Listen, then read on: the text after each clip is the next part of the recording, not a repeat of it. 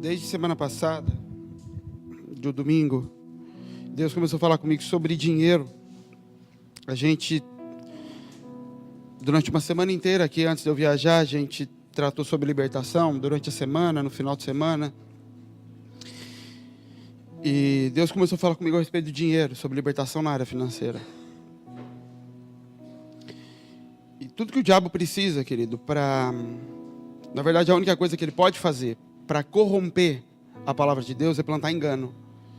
O diabo não tem autoridade nenhuma para tocar em áreas que o Senhor já nos deu autoridade. O diabo não tem corpo, então ele sempre precisa do corpo de alguém para manifestar o que ele quer, para ensinar o que ele quer. Ele precisa de pessoas. Para falar com Eva, só tinha Adão e Eva. Ele queria enganar Eva. Adão não era sujeito ao engano, a Bíblia fala. Então ele teve que usar uma cobra. Mas ele usou uma semente porque não tinha outra pessoa. Porque o que ele precisa é um corpo. Porque através de um corpo, de alguém que tem autoridade, ele consegue liberar algo debaixo da autoridade daquela pessoa. Então o engano que ele planta na minha boca, ele consegue influenciar tudo que está debaixo do meu governo. Ele não consegue influenciar meu pai e minha mãe, porque eles não estão abaixo do meu governo, a não ser que eles se sujeitem a esse governo. Tudo que o diabo precisa é colocar o engano na tua boca, como pai, para que através da tua autoridade ele passe a ter legalidade para ir na vida dos teus filhos. Porque o mundo espiritual é legalista. O diabo não peca. No sentido de quebrar leis. Mas não porque ele não tem vontade de infringir limites. Ele não consegue, ele não pode. Ele não pode ir além do limite que é permitido. Então sempre que ele tem liberdade para tocar em algo, é através de alguém em quem ele conseguiu corromper. Então tudo que Satanás precisa, mesmo a gente tendo a palavra de Deus liberada, escrita, através de profecia, através da revelação e da testificação do Espírito, o que ele precisa, então, é plantar engano. É distorcer a palavra. Desde o princípio. Desde o princípio, Satanás prega. Ele pregava no Éden. No Éden, ele não usa uma palavra dele. Ele fala, Deus não falou que se você comer, você não pode comer da árvore. Ela fala, não foi bem assim que ele falou. E aí ela fala de um outro jeitinho, que era o jeito que Deus tinha falado. Mas ele usa a palavra de Deus de uma forma um pouquinho distorcida e pronto. Ele plantou o engano dentro de mim. Mas sempre através de uma palavra, da corrupção da palavra, do engano. E na área financeira é a mesma coisa. Ele conseguiu entrar na igreja. Você já viu algum templo de maçonaria pobre? Não. Mas o que você vê de igreja que mal consegue pagar a conta de luz não é brincadeira. E não é porque Deus quis que a igreja dele fosse pobre, feia. Não tem nada a ver com Deus. Os humilhados serão exaltados. Não é que Deus quer todo mundo pobrezinho para que possa exaltar no céu. Não é isso. Até porque o entendimento de humilhados serão exaltados, se fosse assim, então a Bíblia é mentirosa. Porque a maioria das pessoas que desde pequena eu via professando isso, muitas já até morreram, e morreram na humilhação. A forma como eu me porto quando eu sou humilhado, é que tem a ver com a exaltação que vem depois. Ninguém escolhe ser humilhado. Se a Bíblia está dizendo isso, ela está dizendo que todos deveriam procurar humilhação para conseguir ser exaltado depois. Não é isso. Ela está falando da forma como eu me porto na humilhação, vai trazer exaltação. A forma como eu me coloco nos momentos em que Deus me coloca sob humilhação. Porque não é escolha ficar ali. A escolha é como eu vou lidar com aquilo. Só que essa corrupção chegou na igreja. E por muito tempo a igreja entendia que a gente é pobre porque é a natureza da gente ser pobre. Jesus era pobre, a gente nasceu para ser pobre. A igreja é pobre. E ter dinheiro é pecado. O dinheiro é pecado. E a Bíblia não diz que o dinheiro é mau. Ela diz que o amor ao dinheiro é mau. Senão Deus seria o maior pecador do mundo. Ele é dono de todo ouro. Então por muito tempo tem que ser pobre. E quem tinha dinheiro dentro da igreja se sentia até mal. E porque queria pagar um pouco mais. E dava um pouco mais. E tentava socorrer um pouco mais para tentar aliviar a sua alma. Porque eu tenho dinheiro. E ter dinheiro é pecado. E a igreja católica até criou o voto de pobreza. E quanto mais humilhado, mais surrado você é, mais cara de Jesus você vai ter. Só que passou o tempo. E o Senhor liberou sobre a igreja resposta em cima de entrega da igreja. E liberou recurso. E aí o engano veio de uma forma diferente. Que é o que a gente vive hoje. De que ter dinheiro é sinal de bênção e não ter dinheiro é sinal de maldição. E pior, de que eu sou uma prostituta e compro a Deus. De que eu me relaciono com Ele e Ele me paga no final. Eu tenho casos de amor com Ele. Eu me entrego como noiva para Ele. E como resultado da minha entrega, de eu ter intimidade com Ele, Ele paga no fim da noite. É isso. Dentro da igreja é isso. Se você buscar, se você der, se você entregar, você vai ter uma recompensa financeira depois. Porque a Bíblia diz que quem dá, recebe, quem semeia, colhe. Então é isso. E a gente confessa isso, e eu já fiz isso muitas vezes. Mas eu não sabia, sim. Meu povo perece por falta de entendimento, é isso que a Bíblia diz. O que o diabo precisa é engano. Ele semeia o engano ali. E por que Deus não faz nada, então Ele não fala nada? Como não fala? Está aqui. Mas sabe qual é a verdade? A Bíblia diz assim, quando você foi tentado, em Tiago, não diga a Deus, estou sendo tentado por Deus, porque Deus ninguém tenta e não é tentado por nada. Antes, cada um é tentado pela própria cobiça. A igreja se permite enganar, porque ela deseja aquilo. Porque o povo deseja aquilo. Então a igreja brasileira não cresceu, as instituições cresceram, a igreja não. A igreja ainda continua pequena. Ela vai crescer quando o avivamento vier sobre essa nação. Ela ainda é pequena. O que cresceu foi uma seita de pessoas que eram católicos, que eram espíritas, que eram qualquer coisa, e que descobriram uma faceta de Deus que hoje é interessante e no passado não era. Porque no passado elas conheciam a lei de Deus. E a lei é não pode cortar o cabelo, não pode ter televisão, é desagradável. Agora eles conheceram o Deus da terra prometida. E o Deus da terra prometida é, se semear vai colher muito, porque é a terra que Ele tem para te dar. Então tiraram você do Egito, te jogaram na terra prometida, mas ninguém falou que tem um deserto no meio. Então o que cresceu foi um bando de gente querendo a tal da terra prometida, que é só dar um pouco mais. Não precisa nem de santidade. Não precisa ser, basta semear. Basta colocar na terra, não precisa ter relação com o dono da terra. E por isso a igreja também, hoje talvez seja pior do que antes. Porque a palavra de Deus está mais corrompida. E mais difícil de você falar de Jesus. Porque você encontra o cara que acabou de sair do bar e fala, eu sou evangélico, eu também sou, de onde você é? Você fala, como você é, meu filho? Como assim eu sou? Eu vou no culto da Vitória terça-feira.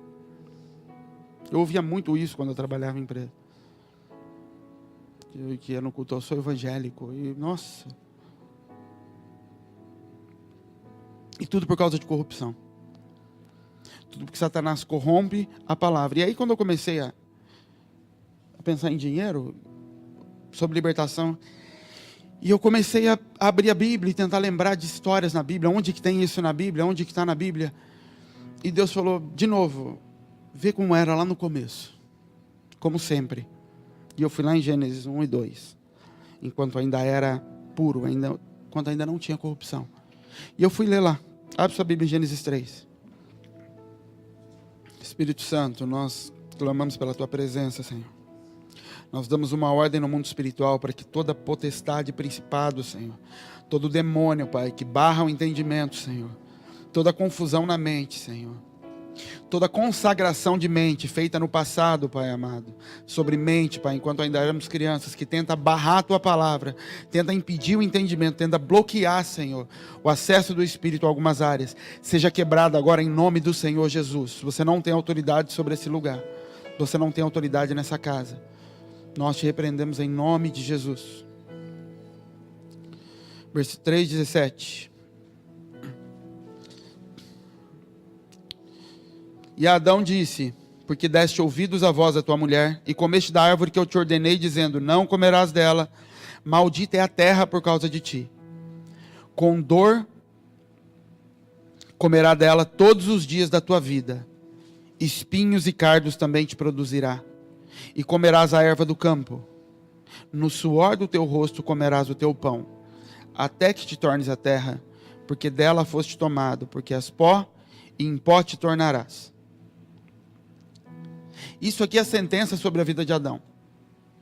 E se você parar para pensar que tudo que está debaixo de Adão, desde que ele assuma a autoridade, responde debaixo da vida dele, essa aqui é a sentença que foi liberada. E a gente precisa ler devagarzinho e entender o que então aconteceu.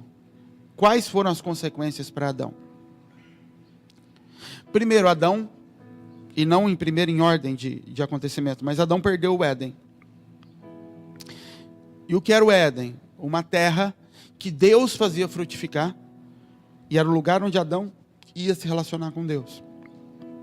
Toda a terra era boa, mas aquele era o espaço que Deus preparou para se relacionar com Adão. Adão perde o acesso a Deus.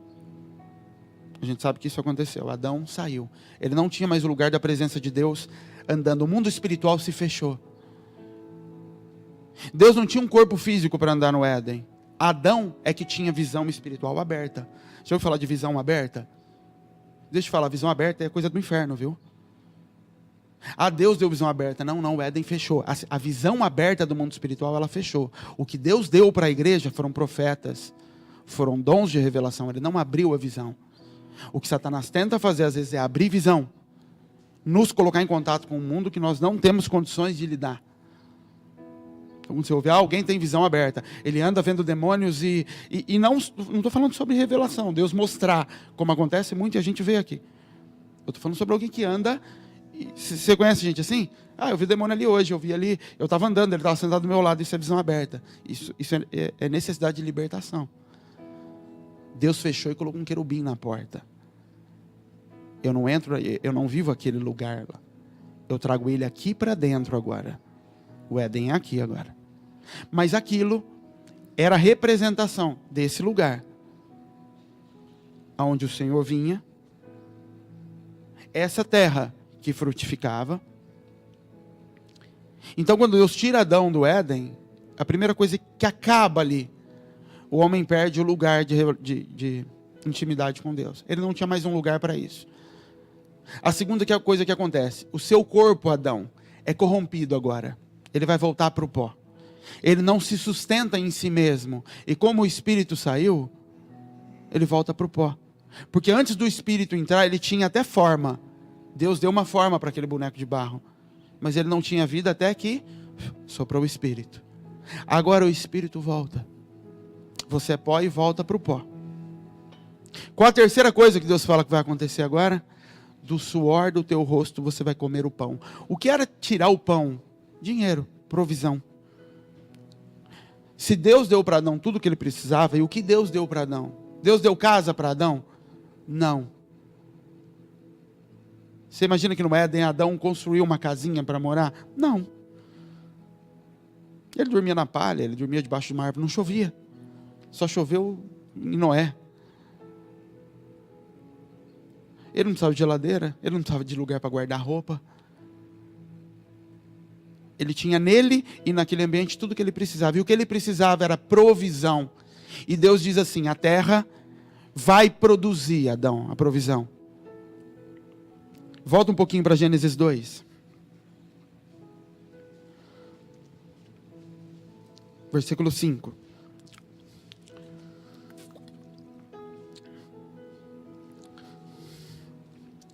E toda a planta do campo que ainda não estava na terra, e toda a erva do campo que ainda não brotava, porque ainda o Senhor Deus não tinha feito chover sobre a terra, e não havia homem para lavar a terra. Um vapor, porém, subia da terra e regava toda a face da terra. E formou o Senhor Deus o homem do pó da terra, e soprou em suas narinas o fôlego de vida. E o homem foi feito alma vivente. E plantou o Senhor Deus um jardim no Éden, do lado oriental. E pôs ali o homem que tinha formado. E o Senhor fez brotar da terra toda árvore agradável à vista, boa para comida, a árvore da vida no meio do jardim, e a árvore do conhecimento do bem e do mal. Deus entregou aquela terra, e Ele dá a provisão para o homem. E a Bíblia diz, Deus fez brotar da terra. O que Adão ia fazer? Guardar e lavrar. Proteger o que Deus tinha dado e trabalhar o que Deus dava para ele. Cuidar da terra que Deus dava. Adão não era responsável por fazer a provisão surgir. Então, na origem, na forma como Deus fez, que eu e você, a forma como Ele sonhou comigo e com você antes da queda, era que Ele ia nos formar, nos colocar num lugar determinado por Ele, e aquele lugar por si só ia gerar a provisão que nós precisássemos. Deus não precisava falar para Adão, não guarde para o dia seguinte. Adão desconhecia a possibilidade de faltar alguma coisa, porque a mente dele ainda não tinha conhecimento de bem e de mal. Nem de bem, nem de mal. Adão não sabia que Deus era bom, e nem que era mal. Ele sabia que Deus era alguém com quem ele se relacionava, num ambiente feito por Deus, e que a provisão vinha todos os dias, na hora que ele precisava. Ele sabia que não ia faltar comida na hora do almoço. Ele não sabia como e nem se preocupava como. A mente dele era protegida. Quando Deus fala não toque na árvore, era para proteção. Você vai ter que começar a lidar com uma série de coisas por causa do conhecimento. Com ansiedade, por exemplo. Com preocupação. Então, quando o homem sai, Deus fala de 3 coisas que o homem perdeu. Perdeu o ambiente comigo. Perdeu sua eternidade, seu corpo. E perdeu o sustento espontâneo. Agora, você vai ter que derramar suor para que a terra te responda. Porque a terra agora está corrompida. Então ele diz, maldita é a terra por causa de ti. E por que a terra se torna maldita? Porque a terra era o governo de Adão. A terra respondia debaixo da autoridade de Adão. Sujeitai, dominai, governai sobre a terra. Isso foi o que Deus liberou para Adão. Então quando Adão se torna maldito, a origem dele, a matéria-prima de Adão também se torna corrompida, o pó da terra. Então Adão, o teu sustento financeiro agora está na tua mão. Você vai conseguir extrair da terra, mas a terra que antes só produzia árvore boa, agradável à vista, ela também vai produzir coisa ruim, você vai ter que lidar com ela. Os espinhos que ela vai produzir, você vai ter que lidar também, Adão. A responsabilidade de fazer com que frutifique agora é sua. A terra por si está corrompida, ela não gera mais. E não é só para comer, porque dentre as características do alimento ele era agradável à vista. Não era só arroz e feijão para ficar de pé. Isso fala da alma. A provisão que Deus dava para Adão também tinha a ver com saciar desejos da alma de Adão. Coisas agradáveis, coisas boas. Isso estava embutido no sustento de Deus no Éden. E isso cai e Deus fala, agora está por sua conta.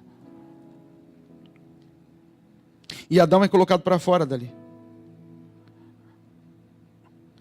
Adão perde o sacerdócio dele ali dentro. Adão era sacerdote no Éden. Ele era responsável por atrair a presença de Deus. Isso é a função de um sacerdote. Atrair a presença de Deus. Os sacerdotes eram levantados no Velho Testamento para, através de práticas dadas por Deus, de sacrifício, de altares, atrair a presença de Deus. Adão perde. Deus não vem mais em um lugar na terra. Até que ele começa a dar ordenanças a respeito de sacrifícios e de altares, para que aquilo atraísse a presença de Deus. A forma como Adão lida com a terra, quebra o sacerdócio dele. Adão toca em algo que era gerado na mesma terra, em que era gerada a comida dele. Saía do mesmo lugar, uma árvore. E ele toca em algo que não podia, e aquilo quebra com o sacerdócio. É a primeira consequência mais grave que Adão tem. Não é dor de parto, não é terra dando espinho.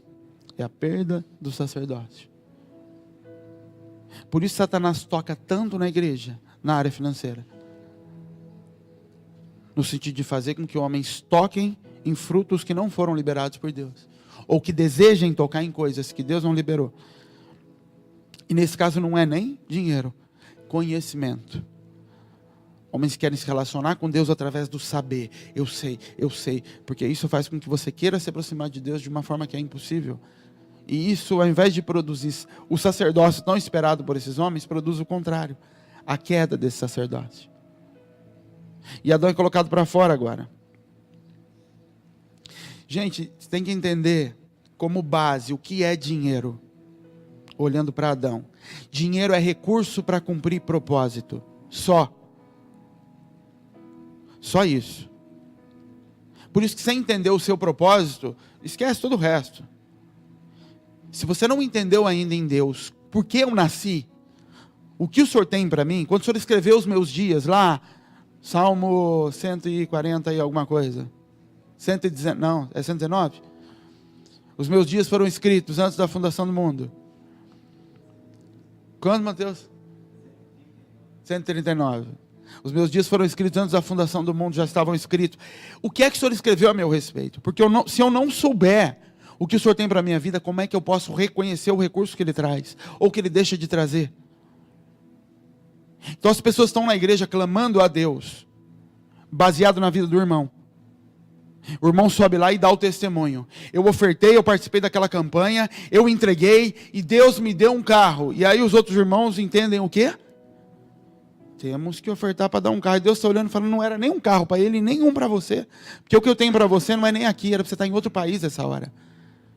Era para você estar como missionário na Índia. Mas aquele que está dando testemunho não recebeu o destino porque ele não tem um pai, e você muito menos. E o pastor da igreja está conduzindo todo mundo no sentido de que Deus é o Deus que dá. Que você siga o destino que você quiser na tua vida, você decida para onde você vai, para a direita, para a esquerda, e Deus vem e Ele pinta isso, Ele cobre de ouro os seus sonhos. E eu não sei que Bíblia é essa. Não entendo de onde saiu isso. O engano que entrou. Todos os filhos na Bíblia que cumpriram alguma coisa que tem um nome aqui dentro, você vai ver que ele recebeu um destino em algum momento. O que você vai fazer da tua vida, para onde você vai. Jacó no leito de morte dá o destino para os 12 filhos. Você vai ser assim, você vai isso, você vai isso, você vai isso. Davi recebe uma palavra antes sequer de começar a fazer qualquer coisa. Imagina Davi orando para ter uma fazenda de ovelha. E trabalhando cada vez mais o pai dele, sendo cada vez mais fiel ao pai, sonhando com uma fazenda de ovelha. E se ele não tem um Samuel na vida dele para chegar lá e falar, você vai ser um rei e não um grande fazendeiro de ovelha. Ele estava lá, lutando para ter fazenda de ovelha. E pela misericórdia de Deus, ele podia, no suor do rosto, construir uma fazenda de ovelha.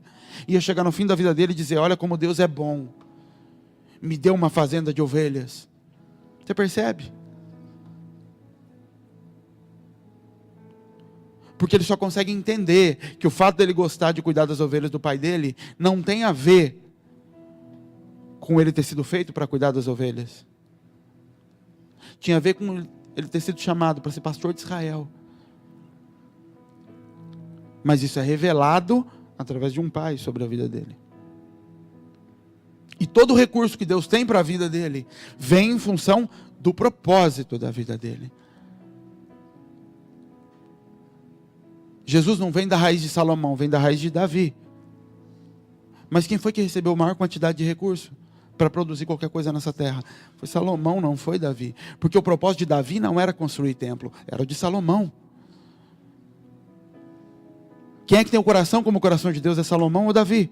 É Davi. Então era para ele ter mais dinheiro? Não.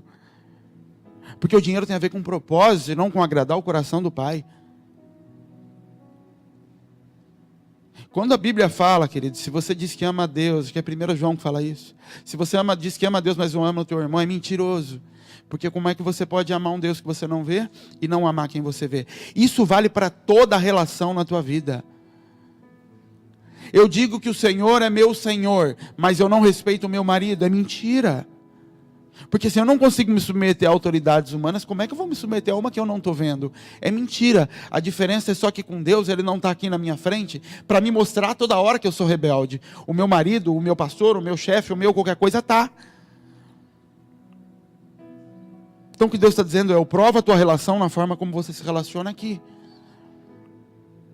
Leva isso para a vida com os teus pais, com teu marido, com a tua esposa. Imagina a tua esposa chegando para você e se vestindo de uma forma que te atrai e querendo fazer coisa e dizendo, eu estou fazendo isso e amanhã de manhã, na hora que acordar, você vai me dar um dinheiro. Você concebe algo disso na sua mente? Ofensivo, feio, nojento. Mas a igreja não faz isso. Todo dia, toda hora. Eu vou me relacionar com o Senhor e o Senhor vai me dar alguma coisa. Leva isso para o teu casamento, porque o teu casamento é espelho da relação com Cristo. Leva isso e tenta entender o que é isso. Você vai ter uma ideia do coração de Deus diante da igreja, fazendo isso todos os dias, tratando Ele dessa forma. Todo recurso que Deus tem para a tua vida e para a minha está ligado com um propósito. Por isso Adão não precisava de um estoque de comida, porque o propósito era sustentar Adão. Por isso Salomão precisava daquela riqueza toda, porque o propósito era construir um templo e refletir a beleza do reino para todas as nações. Propósito. Todo recurso está ligado a propósito. Busca de recurso sem entender propósito é para deleite próprio. É mente que ainda não foi renovada. Mente caída ainda como a de Adão. Você não vai entender que é mantimento. Em Gênesis o que a Bíblia fala é: toda erva do campo que dê semente vos será para mantimento. A palavra mantimento ali no hebraico é comida, sustento. Ah, mas então Deus só tem o que comer? Não, Ele tem também agradável à vista. Sustento da alma, sustento do corpo e sustento do espírito. Mas é sustento. Não é construção de patrimônio. E pode ser um sustento num nível alto. Sustento que reflita a glória de Deus diante dos homens, mas ainda assim, é mantimento. Não é provisão. Não é construir patrimônio. Em Abraão, querido, quando o homem cai, e a Bíblia chega em Abraão Deus diz assim: vamos começar agora a construir a remissão. Até ali o povo estava solto na terra, ninguém mais recebia por uma descendência, respondia por uma descendência santa, consagrada ao Senhor. Por isso que Deus olha para Noé e diz: Noé é santo em suas gerações, é puro em suas gerações, é reto, é sem mácula. Ele tem uma descendência que vem desde Sem lá atrás, sem se corromper com a descendência de Caim.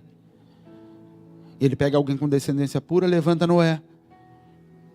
Noé peca, ele espera 10 gerações e chega em Abraão. E quando ele chega em Abraão, ele fala: Abraão, eu tenho um propósito com a tua vida. E todo mundo adora pegar a vida de Abraão para falar da terra que Deus vai me dar, que mana leite e mel, que Ele prometeu para Abraão: vou te fazer grande nas nações. Ah não, Abraão, querido, já era rico. Pai de Abraão era dono de uma cidade. Abraão não se move por riqueza no chamado de Deus. Avance sua Bíblia para Gênesis 12.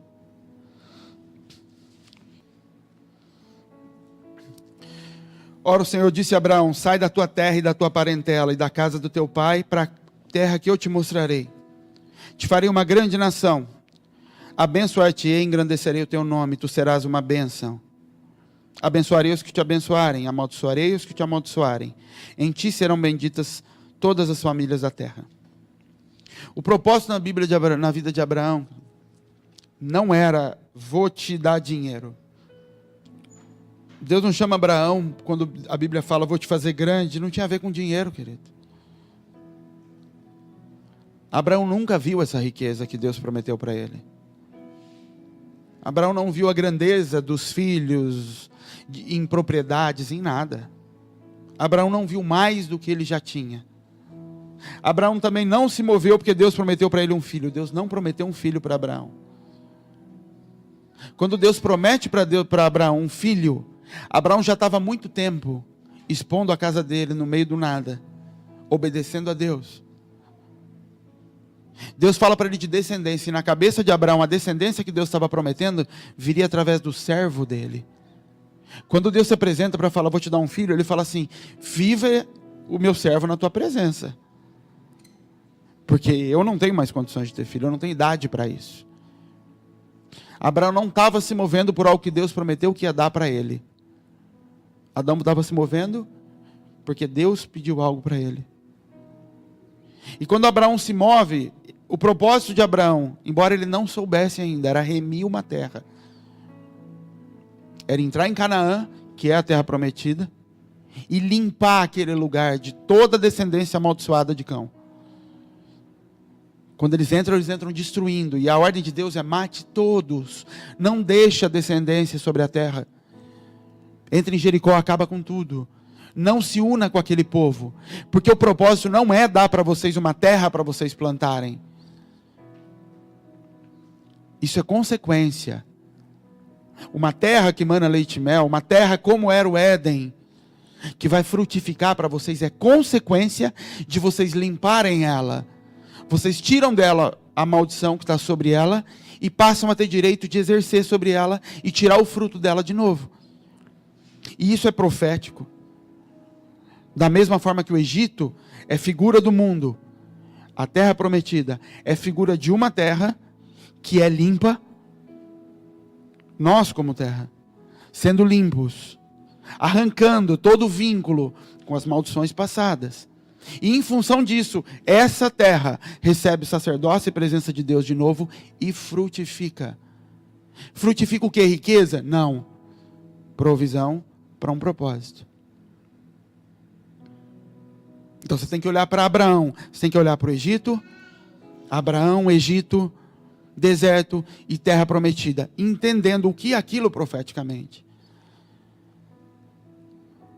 O que Deus estava nos mostrando com aquilo, qual era o propósito? O propósito era transformar essa terra de novo num lugar que mana leite e mel, para provisão. E em todos os momentos o que Deus está fazendo é tirando as pessoas e fazendo com que elas se movam. Abraão só recebe a promessa de um filho, de algo que ia agradar o coração e a alma de Abraão, depois que ele se encontra com Melquisedeque e com o rei de Sodoma, que é a figura do diabo. A Bíblia diz que Abraão sai de casa porque Ló foi sequestrado, Ló foi raptado com a família dele. E Abraão pega os seus servos de casa e vai salvar a vida de Ló, que era o filho de um irmão, o sobrinho dele. E ele, como remidor, fazendo papel de remidor na Bíblia, vai salvar o filho do irmão. E quando ele está voltando, com toda a riqueza que ele trouxe de volta, todos os filhos, todas as posses, a Bíblia diz que ele se encontra com Melquisedeque e com o rei de Sodoma, no mesmo lugar. E quando ele se encontra com Melquisedeque, ele honra o sacerdócio de Melquisedeque, dizimando. Dízimo é honra, não é mandamento. Se tornou lei para o povo de Israel, porque Israel fez um voto com Deus. Jacó fez um voto com Deus. Se o Senhor for meu Deus, assim como o Senhor foi Deus dos meus pais, ele não conhecia Deus, ele está conhecendo Deus ali. Se o Senhor se revelar a mim, cuidar de mim nesse caminho que eu estou indo, me trazer em paz de volta, eu vou te tratar como meu Deus. E por isso você vai receber o meu dízimo. Assim como Abraão deu dízimo para Melquisedeque. Porque ele olhou para Melquisedeque e reconheceu o sacerdócio dele e falou: eu vou dizimar na tua vida. Então os filhos de Israel têm que cumprir o mandamento que o pai deles estabeleceu. Porque eles estão vivendo da herança do pai. Por isso que eu não dizimo porque está escrito, porque Israel fez. Eu dizimo porque eu reconheço o sacerdócio de Cristo. Então quando eu dizimo, é uma forma de honrar o sacerdócio. Não é lei. Porque se eu fizer isso por mandamento, quer dizer que não está saindo ainda daqui. Está saindo daqui. E se você viver por isso, você vai morrer por isso. Tem que sair daqui. Só que o rei de Sodoma também se apresenta. E ele fala para Abraão: leve toda a riqueza, eu te dou toda a riqueza, me deixe as almas. E esse é o ponto aonde o ministério de Abraão é provado. Homem que abriu mão de toda a riqueza que ele tinha, abriu mão de estabilidade, de ser dono de uma cidade, para andar no deserto, para cá e para lá. E de repente Satanás para diante dele e oferece para ele a chance dele ser abençoado. Abra mão das almas como propósito. E receba agora o reconhecimento por todo o trabalho que você tem feito. E Abraão fala: eu não quero uma tira de sandália da tua mão, para que ninguém diga que você me enriqueceu.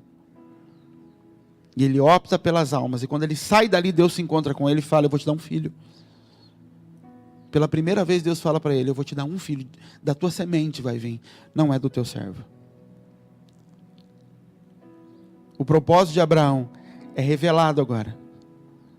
E de uma forma que agrada o coração dele. Pela escolha que ele fez, sem saber ainda que o propósito da vida dele era remir uma terra. E não enriquecer diante de Deus. Ele abre mão de provisão que ele tinha estocada para viver de mantimento dia após dia no deserto. Sem esse entendimento, você vai continuar andando, querida, e pedindo para Deus abençoar a tua vida, para Deus abençoar teu emprego, e Ele está olhando e falando: quem te deu esse emprego não fui eu. Pela misericórdia você vive lá. De repente é um lugar de proteção até que você descubra quem você vai ser. Mas está pedindo para eu te fazer gerente, não era nem para você estar aí. Eu não vou te fazer gerente. E às vezes você entra em luta com Deus. E está lutando e brigando com Deus sem saber. Me dá filho, senão eu morro. Igual Ana. Mas porque você nem está interessado às vezes em saber o que Deus quer mesmo para a tua vida. Não, eu estou sim, ninguém vai falar que não está. Estou sim, está nada, porque Ele já falou para vocês coisas tão pequenas, que era para você mover, que era para você parar, que era para você fazer, e você não fez. Ou fez na hora que não teve jeito. Ou fez porque a situação te obrigou a fazer, e não porque você obedeceu. A gente precisa ser honesto com Deus. Deus não fica calado, querido, nunca. Os 400 anos que as pessoas falam que Deus se calou, Deus não se calou. O que não tinha era profeta na terra. O que não tinha era homem para entender o que o céu estava dizendo. O céu nunca se fecha. Nós é que precisamos querer ouvir o que Ele tem a dizer. Você está sofrendo com problemas na sua vida, dia após dia, após dia, após dia, após dia, e orando: Senhor, Senhor, ainda bem que eu não sou Deus, ou que Deus não é igual a mim.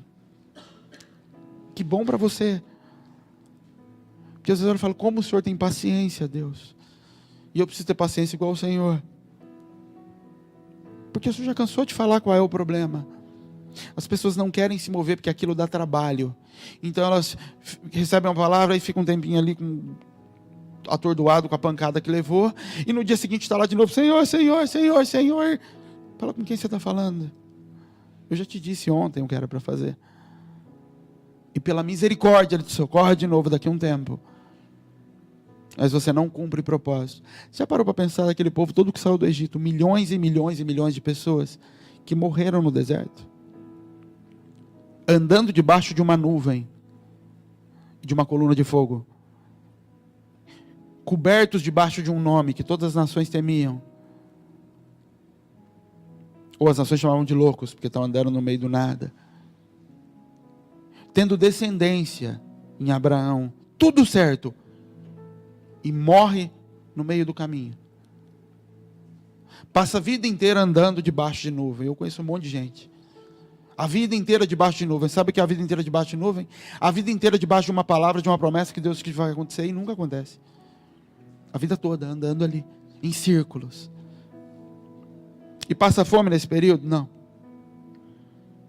A essência da luta com Mamon começa com falta de entendimento de propósito.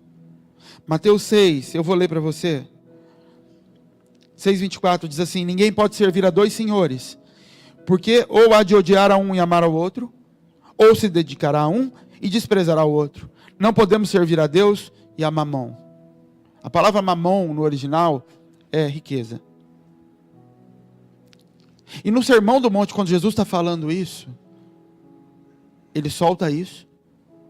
Jesus falou muito mais do que dinheiro, do que sobre salvação, mas muito mais. Quase que 10 vezes mais. Porque quando a gente saiu, a última área que Satanás tenta segurar na nossa vida é o dinheiro.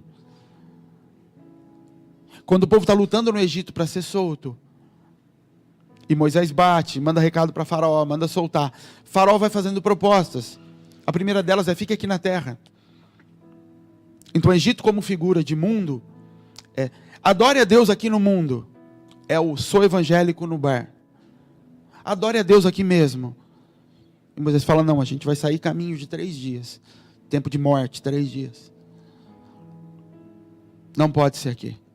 Mas quando você resolve se desvincular e se desvencilhar disso, eu vou sair do mundo, eu vou largar tudo, e vou parar com tudo, vou arrumar a vida. A segunda coisa que Satanás tentou segurar, foi então deixe a mulher e os filhos. As mulheres e as crianças. Vai só você. Não significa, querido, ir para a igreja e não levar a mulher e os filhos. Significa ir para a igreja e não se responsabilizar pela mulher e pelos filhos. Mas a última coisa, e você entenda que quando você está negociando, você vai segurando o mais importante para o fim.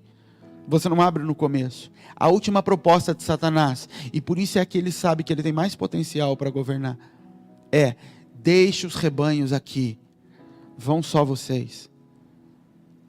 E Moisés diz, não vai ficar uma unha. Já era para pensar que Satanás estava mais preocupado em segurar os rebanhos do que em segurar as pessoas? E não é sobre libertar, é sobre, deixe sobre o meu governo as finanças. Continue com elas presas aqui no Egito. É a última coisa. Ele preferia liberar que fosse embora, ele preferiu liberar a família do que liberar a vida financeira. Porque quando o homem caiu lá atrás, um trauma foi imputado na cabeça de todo homem. A provisão agora depende de mim. Depende do meu suor. Eu já nasço, desde o ventre da minha mãe, quando eu venho para fora, alguém tem que trabalhar e derramar suor para que eu coma. Isso está embutido dentro de mim e de você. Por isso é impossível andar com Deus se a minha mente não for transformada. Porque eu vou estar aqui, mas a minha mente ainda está se movendo, como a mente lá de fora. Dá provisão, mas eu tenho que trabalhar. Ou que, irmão, você tem que sustentar a sua casa, né? Não, querido, eu não tenho que sustentar a minha casa. Eu tenho que permitir que essa terra seja trabalhada, para que o sustento venha naturalmente. Porque o recurso está no propósito. E se o recurso está faltando, ou eu estou fora do propósito, ainda não chegou o tempo de cumprir propósito.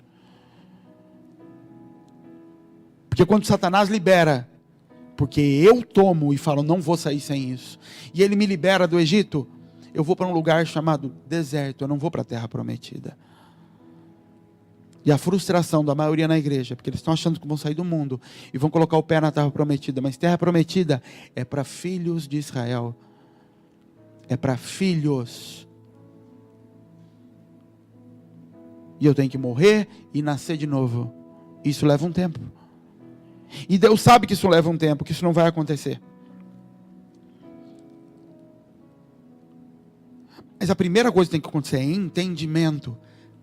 Então Jesus está ali e ele fala, você não pode servir aos dois. E ele continua o texto, e no versículo 31 ele diz assim, não andeis inquietos dizendo que comeremos ou que beberemos, ou com que nos vestiremos, porque todas essas coisas os gentios procuram. Sabe o que ele está dizendo? Quando você fica inquieto com o que eu vou comer, com a provisão, você está agindo como um gentio. A tua mente ainda é igual a deles. De certo, vosso Pai Celestial bem sabe que necessitai de todas essas coisas. Mas buscai primeiro o reino de Deus, sua justiça, e todas essas coisas vos serão acrescentadas. Reino de Deus, querido, eu descobri isso há muito pouco tempo, muito poucos anos.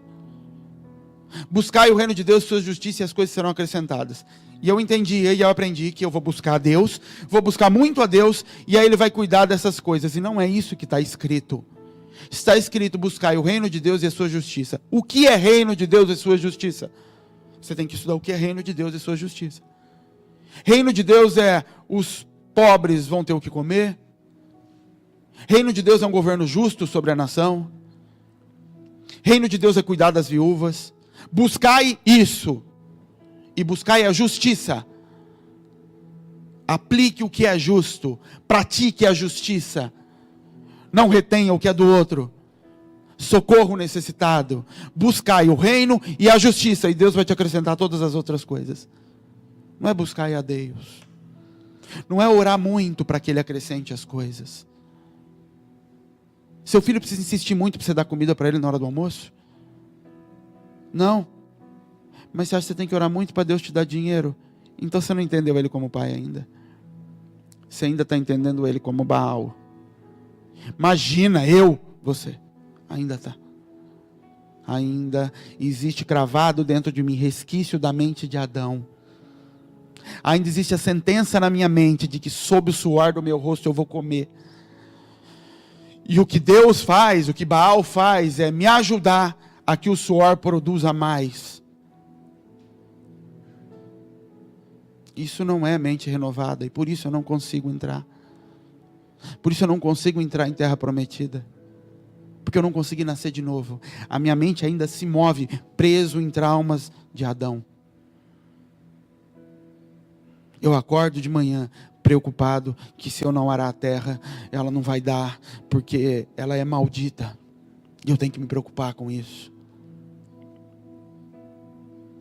Jesus está falando, ele fala sobre Mamon, sobre a Mamon, e a continuação do texto, vocês precisam entender que o cuidado que vocês vão ter de Deus é por entender reino, praticar a justiça, e não por dar coisas para Ele, ou por quão preocupados vocês vão ficar. Quem faz isso são os gentios. Jesus está falando sobre a mesma coisa que Abraão teve que passar. Entender que é propósito. A minha busca é por ter a minha mente renovada no período de deserto. E não por insistir muito para que o deserto acabe logo. Ele não vai acabar. E pode ser até que você consiga um bom emprego. E Deus está olhando e falando, não tem nada com isso. Porque sol e chuva vem sobre gentios e justos. Sabe os gentios que se preocupam com isso? Eles também conseguem bons empregos, bons negócios. Isso não quer dizer que é propósito de Deus, querido. Em nada quer dizer que é propósito de Deus. É que também, como você olha para Deus como um ídolo, você acha que se você estiver fazendo errado, Ele vai vir e vai te destruir, vai te bater. E como Ele não está fazendo isso, então é porque Ele está abençoando. Mais uma vez, você não conhece a Deus. E você entende que Ele abençoa quando Ele dá, e se Ele não abençoa, Ele está te batendo. Então alguém que está sofrendo dentro da igreja, ixi, isso aí, ó, isso é um coitado de um maldito que está pagando alguma coisa. Porque a gente entende que tem que pagar para receber algo. Isso vem de Adão falando para Caim, ó, a gente vivia numa terra boa. Mas aí pecou, agora tem que trabalhar muito, Caim. E aí Caim começa a matar pessoas. Para esconder que ele trabalhava e não conseguia a aceitação de Deus. Que ele ofertava. A mente dele ficou escravizada. Entre o lugar da escravidão e o lugar onde Deus para te colocar, existe um lugar chamado deserto. E o sustento nesse lugar não vem de você ou de mim, porque essa terra ainda está suja. Por isso que essa terra não produz. E é o que Deus dá para esse povo. Maná. Que não vem da terra, vem do céu. A terra não é capaz de produzir. O que você e eu lutamos para tentar produzir durante o período de deserto, sai sujo, sai contaminado, porque a terra ainda está produzindo espinhos. E Deus fala, vocês não vão produzir. Eu vou mandar todo dia de manhã do céu. É só para o dia de hoje. É para sustento, não é para deleite. O deserto te sustenta, querido. Ele não realiza sonhos. O maná não existe para cumprir os propósitos da tua vida. Ele existe para sustentar a tua vida enquanto você é tratado.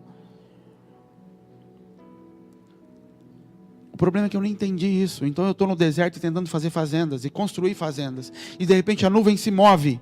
E eu vejo que eu tenho que largar tudo que eu plantei. Eu entro em conflito com Deus. Porque eu comecei a fazer, não é possível que o Senhor está me mandando para outro lugar. E a nuvem está indo embora. E está indo embora. E alguns ficam ali.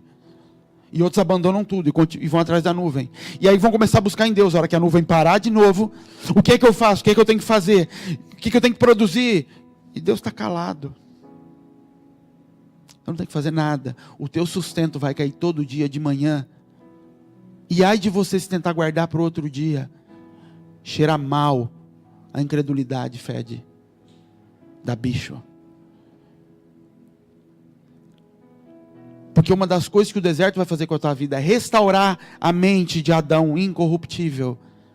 De alguém que acordava de manhã e não tinha preocupação com o sustento, porque sabia que ia estar lá.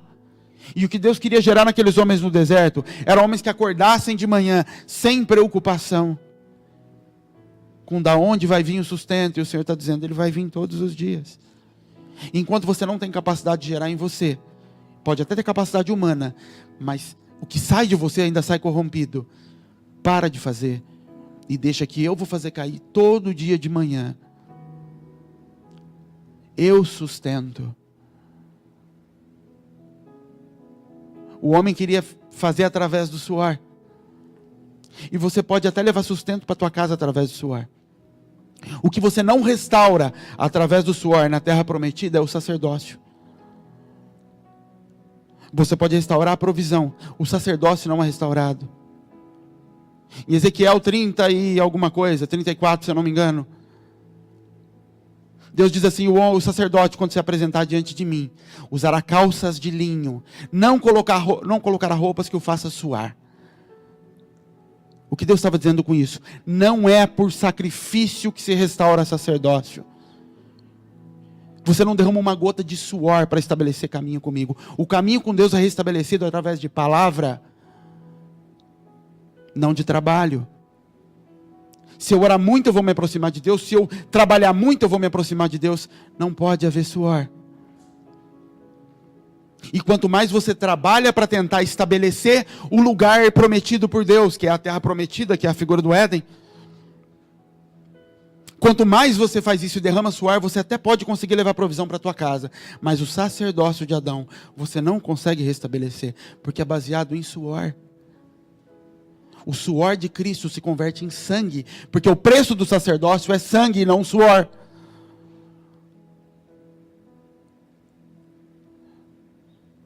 Então, quando chega no final do dia, você conseguiu um bom negócio, um bom salário, você diz, Deus me abençoou. Ele fala, não, eu tive misericórdia de você, porque você levou provisão para dentro da tua casa, que não quis a minha, e quis uma que você disse que produziu. Mas sacerdócio você não consegue restabelecer. Comunhão comigo, como no princípio, você não consegue estabelecer, porque você não se submete a um lugar de desintoxicação, que é o deserto. A um lugar que você vai olhar para os lados e não tem nada. E não é para ter nada mesmo, porque é para aprender a depender. Deus é tão bom que o maná tinha gosto de bolo de mel. Imagina o que é isso. Eu não sei, eu não gosto muito de mel, mas Deus faz questão de dizer, é algo gostoso, é doce. Não é só para sustentar, é gostoso na boca. A dificuldade do povo não tinha a ver com maná ser ruim. Tinha a ver com não querer depender e querer mais do que sustento. Então eles dizem, lá no Egito a gente tinha carne, a gente tinha melancia, eles falam isso, tinha cebola. Aqui só tem sustento. Um homem que não quer depender de Deus, que ele esquece relacionamento com Deus. A essência do relacionamento com Deus é dependência. Maldito homem que tem um fôlego no teu nariz. Ou seja, que o ar que você respira e que te sustenta está em você e não no Espírito. Porque o que te levanta do pó da terra é o Espírito soprado por Ele.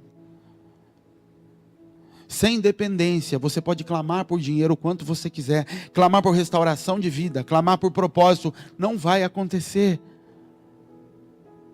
O deserto é para destruir uma mente suja, corrompida, contaminada, que não consegue fazer as contas da forma que Deus faz, que se move debaixo da maldição de Adão.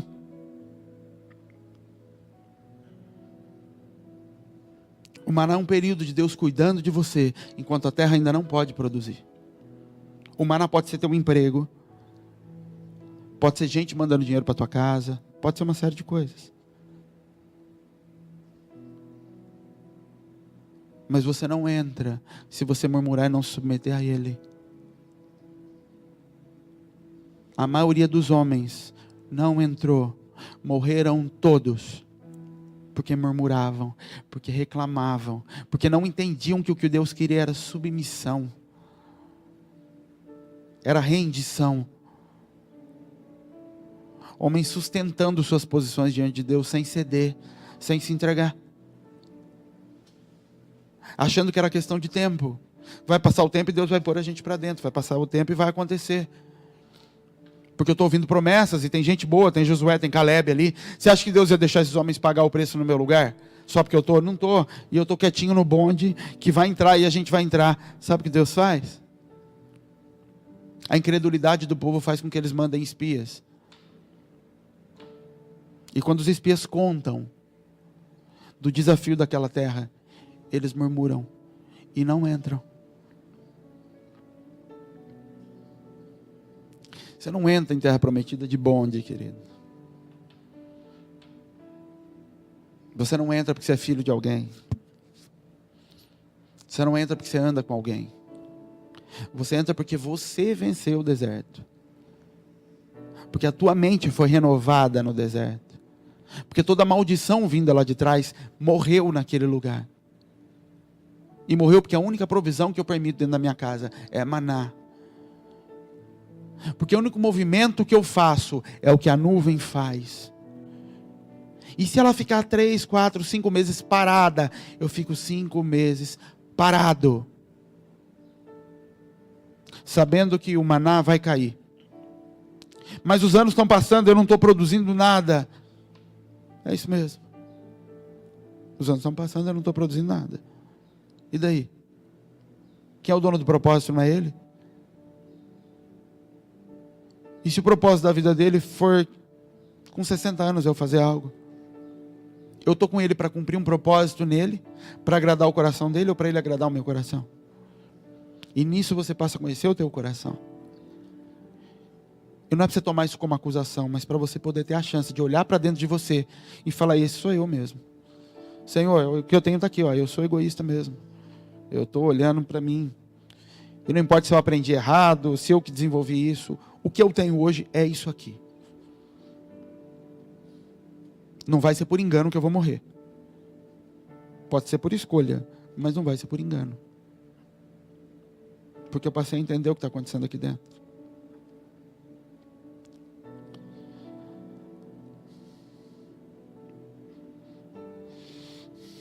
Depender, querido, é muito desconfortável para quem não conhece pai. Você entende quando Adão perdeu o pai?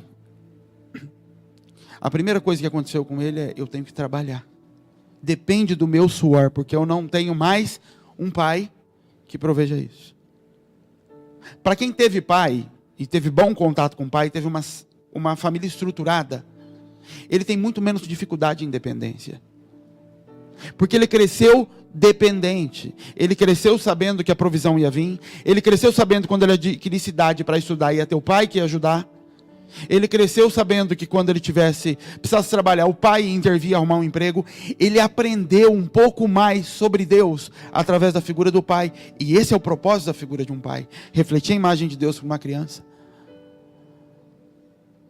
Para quem não teve pai ou teve isso corrompido, é muito mais difícil a dependência. Porque desde pequeno você aprendeu que se você não fizer, ninguém vai fazer por você. Ninguém, você é sozinho no mundo. E de repente você se encontra com um pai que vai dizer para você: não faça, deixa eu fazer. E você tem medo dele te abandonar. Medo dele não prover. Você não conhece esse ambiente. Ou acha que nem tem direito. Então alguns nem têm coragem de chegar diante de Deus e cobrar alguma coisa e pedir, enquanto outros acham que sim. Porque que é isso? Deus não me deve nada não. Deus não precisa não. Quase que constrangedor. Tem gente que eu já presenteei e quis presentear, e logo em seguida essa pessoa me presenteou quase no mesmo nível que eu dei. E ali o Espírito Santo me falou: não é só generosidade isso. Ela não se acha digna. Então ela se sente em dívida quando ela recebe. Porque ela nunca teve ninguém ensinando para ela que ela é merecedora de cuidado, mesmo quando ela não tem nada para devolver. Isso vem de uma imagem para trás. Por isso que Satanás quer destruir paternidade dentro de casa. Porque quando ele consegue fazer isso, ele quebra mais um elo que tem que ser restaurado e reconstruído. o de entender que o pai não abandona, que o pai dá a provisão até que o filho esteja pronto para produzir por conta própria. É o que o pai faz dentro de casa. Sustenta até que aquele menino esteja pronto para estabelecer família. Não é isso que um pai faz? Isso é o deserto. Sustento até que você esteja pronto para estabelecer por conta própria. Até que essa terra esteja pronta para receber o Espírito como sacerdócio e ministrar isso sobre terra. Mas isso não acontece por força. E todas as vezes que você tenta forçar isso, você quebra sacerdócio. Deus fala para Moisés: fala com a rocha. Ele bate na rocha. E o que ele perde? O lugar dele. Você não vai entrar na terra. Porque não é por força. O novo e vivo caminho é ferido uma vez. A rocha foi quebrada uma vez na cruz. E agora você fala com a rocha. Agora é através de palavras que eu acesso, não é de suor. O suor foi o de Cristo, convertido em sangue. Esse novo lugar agora é através da palavra. Por isso que quando o povo chega na terra, que mana leite e mel, a Bíblia diz que leite e mel estão debaixo da tua língua. Porque é pela palavra que eu produzo na terra. É pelo que sai da boca e não pelo esforço que eu faço. Não está no meu trabalho, está enquanto eu cedo e me entrego à natureza dele. E não tem coisa mais maravilhosa, querido, do que passar esse período e perceber de que tudo que você faz é bem sucedido, como a Bíblia diz. Salmo 1. Ele é como árvore plantada em ribeiro de águas, que dá fruto no seu devido tempo, que as folhas não caem, e tudo que ele faz prospera. Porque ele passou essa fase. E o que sai de dentro dele agora é uma terra, como a terra do Éden, que vai dar a provisão na hora necessária. Que a ansiedade já foi vencida. Que o medo do maná cair no dia seguinte foi embora. Não existe mais. Porque isso aqui foi tratado. É isso que precisa ser arrumado. Isso não é questão de tempo, de um calendário a se cumprir, mas de um processo a acontecer dentro de você. Que não tem nada a ver com derramar suor. Eu derramo suor para estabelecer o reino de Deus, não para restabelecer Cristo em mim. O reino de Deus é conquistado à força e os violentos se apoderam dele. Eu derramo suor e sangue pelo reino e não pelo restabelecimento de sacerdócio. O único sangue que pode ser derramado e suor para restabelecimento de sacerdócio já foi o de Jesus. E todas as vezes que eu me movo dessa forma, na tentativa de fazer e produzir, eu estou assumindo o lugar de intercessor de Cristo, tentando assumir esse lugar diante do Pai. Senhor, eu vou derramar e vou pagar um preço para restabelecer o que foi quebrado. Deus fala: opa, que isso? Quem paga preço para restabelecer esse lugar é Cristo, não é você. O que você faz é com a boca. Aquele que confessar que Cristo é o Senhor encontrará a salvação. É com a tua boca. Não é com o teu trabalho. Mas a proposta de Satanás é o inverso. Você não trabalha pelo reino e não confessa com a boca. Você trabalha por você para receber as fazendas. E o que tem de gente sendo abençoada, entre aspas, pelo diabo dentro da igreja, meu Deus do céu. Mas muita. Ah, mas o diabo não pode. Como que não pode? Tiago diz assim: pedis e não recebeis porque pedis mal. Pedis para vossos próprios deleites e prazeres. Então, peraí, estuda o texto. Se eu peço para o meu próprio prazer, ele está dizendo que eu estou pedindo mal. E ele está dizendo: se você pede mal, você pede e não recebe. Certo?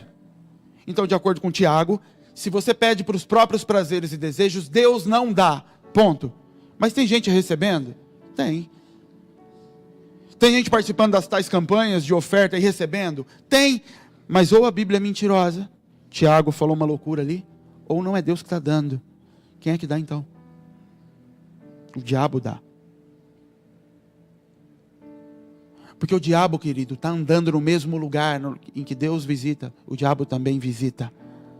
O mesmo Éden, que era um lugar de relacionamento com Deus, Satanás estava lá dentro. No mesmo lugar. Tentando conseguir a autoridade através de alguém que emprestasse a boca para ele. Os mesmos altares que são levantados para oferecer a Deus, são levantados para oferecer a Satanás. Mas você não fala em nome de Satanás. Não. Você pode não confessar com a tua boca, mas as suas práticas demonstram de quem você é filho. Isso que Deus falava com os fariseus. Olha para a vida de vocês. Vocês estão dizendo que adoram a Deus. Adora nada. Olha o que vocês fazem. E chama eles de cobras. Como Satanás. Raça de víboras. Porque a vida de vocês demonstra que vocês com a boca estão dizendo coisas, mas o coração de vocês não foi convertido. Apresentai frutos dignos de arrependimento. Uma vida que demonstre isso. E os altares são levantados. Maná só cessa, querido. Sabe quando que o maná cessa para eles? Quando eles são circuncidados. E serem circuncidados significava: agora vocês são filhos de Abraão. Vocês entraram na aliança. O maná sustenta bastardos até que se tornem filhos. E bastardo aqui não no sentido pesado e pejorativo da palavra, mas em um processo de adoção, em um processo de regeneração, logo após a minha adoção, em um processo onde o meu caráter começa a ser moldado ao caráter do meu pai. Isso não acontece do dia para a noite. Isso é um processo longo, em que Deus tem que pegar um homem, dar uma pedra na mão dele e falar: você vai cortar esses homens. Esses homens vão sangrar, vão sentir dor durante dias, mas quando isso passar, eles vão ter uma natureza dentro deles, que agora eles não vão ter mais medo de entrar e vencer o povo na terra, e que antes eles tinham medo. O maná, se ele não cessou, é por proteção. É por Deus, se eu te soltar agora, você vai se corromper. Se eu te soltar agora, você vai voltar a produzir coisas antigas. Você vai voltar a gerar idolatria. Um pai precisa ser levantado. Um homem para circuncidar. Um homem para mostrar para você um modelo de caráter que você não teve, que você não viu em lugar nenhum. E que você vai tirar sua intimidade para fora, pôr na mão dele, depois de velho, e falar: corta, me dá o sobrenome de Abraão. Porque a terra não é para o povo, a terra é para os filhos de Abraão, para os filhos de Israel. E sem circuncisão, esses homens não entram. Quando essa figura falta, querida, a primeira coisa que entra na terra é idolatria. Olha para a vida de Moisés e de Arão. E entenda o que Deus falou sobre Moisés e Arão. Moisés na terra era Deus. Arão era profeta. Então, quando Moisés insiste que ele quer um homem, que ele não consegue falar, Deus fala: tá bom. Ele te será por boca e você será sobre ele por Deus. Então, quando olharem para Moisés, vejam a figura de Deus sobre a terra. Quando olharem para Arão, veja a figura do pastor, que fala as palavras que Deus disse, e conduz o povo. Isso é a figura dos dois. Deus tira o povo do Egito. E tem uns períodos de murmuração, algumas coisas acontecem, mas Deus está presente ali. Moisés está ali. E eles estão vendo Moisés com os olhos. Embora Arão é quem fale, na maioria das vezes é Arão que leva a palavra, eles estão vendo Deus ali. De repente, Moisés sobe para o monte. Deus fala para ele, para Josué, uma turma lá, sobe aqui. E eles sobem, e conforme eles vão subindo, pessoas vão ficando, porque são os níveis em que eles vão entrar. Até que no último momento, Moisés fala, Josué fica, e Moisés entra sozinho na nuvem. Ele fica 40 dias lá em cima. Quem ficou lá embaixo? O pastor e as ovelhas. Deus entrou na nuvem. Sabe aquela nuvem que ficava parada em cima do povo no deserto, às vezes dias, sem se mover e o povo parado ali? Moisés na nuvem. 40 dias, aquele povo começa a olhar para o lado e olhar para Arão. O que a gente faz? O que a gente faz? E o burburinho começa a acontecer no meio do povo. 3 milhões de pessoas, gente que não acaba mais. E cadê? Moisés morreu, Deus não está mais com a gente, Deus não está. Cadê Deus? Cadê Deus que não fala nada? Cadê Deus que não se move na minha vida? Eu não estou mais vendo Ele não está falando. E eles oram para Arão e falam, pastor, o que eu faço? E Deus não falou nada, só pediu para esperar. E parados. Eles falam assim, tem coisa errada aí. Êxodo 32, abre sua Bíblia.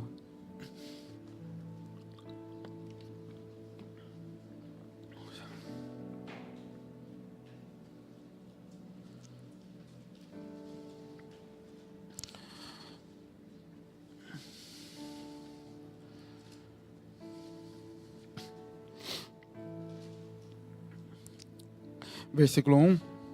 O povo, ao ver que Moisés demorava a descer do monte, juntou-se ao redor de Arão e lhe disse, venha, faça para nós deuses que nos conduzam, pois a esse Moisés, o homem que nos tirou do Egito, não sabemos o que lhe aconteceu. Respondeu-lhes Arão, tirem os brincos de ouro de suas mulheres, de seus filhos e de suas filhas, e tragam a mim.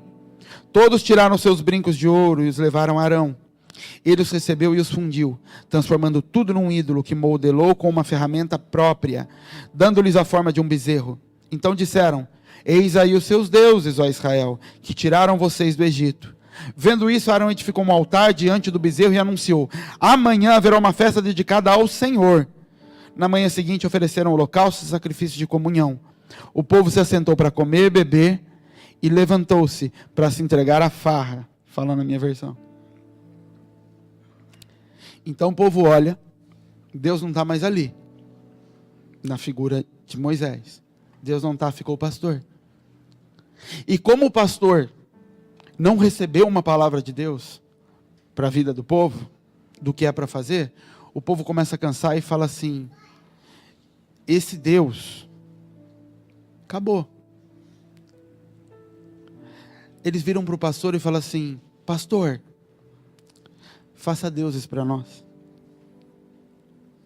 Crie vontades de Deus. Crie alguma coisa para a gente seguir. A gente não aguenta ficar parado. Eu não aguento ficar parado debaixo dessa nuvem que Deus entrou. Crie deuses. E o pastor, que tinha lá suas tentações de governo, suas tentações de poder, que lá na frente junto com Miriam ele testa, vocês lembram? Que ele tenta Moisés? Que Arão se levanta contra Moisés e diz, a gente também pode mandar?